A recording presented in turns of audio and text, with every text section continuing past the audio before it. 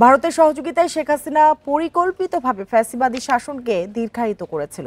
বিচার বিভাগ, সেনা কর্মকর্তা, ডিজিএফআই, পুলিশ, মিডিয়া সহ প্রায় সকলে তার সহযোগী হিসেবে কাজ করে। মানবতা বিরোধী অপরাধের মামলায় হাসিনার বিরুদ্ধে এমনই সাক্ষ্য দিয়েছেন আমার দেশ পত্রিকার সম্পাদক মাহমুদুর রহমান। সাবেক ৩ সেনাপ্রধানের নাম উল্লেখ করে বলেন, তারা দায় এড়াতে পারেন না।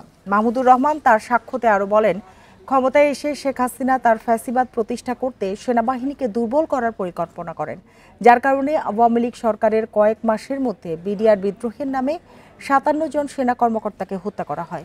তিনি আরও বলেন, ফ্যাসিবাদ প্রতিষ্ঠার অন্যতম সহযোগী ছিল আজ্ঞাবহ বিচার বিভাগ, যার মাধ্যমে বিএনপি চেয়ারপারসন বেগম খালেদা জিয়াকে তার বাড়ি থেকে উচ্ছেদ করা হয়। চিফ প্রসিকিউটর জানান, আর ২-১ জনের সাক্ষীর বক্তব্য নেয়ার মাধ্যমে শেষ হবে এ মামলার সাক্ষ্য গ্রহণ। এ পর্যন্ত সাক্ষ্য দিয়েছেন ৪৫ জন।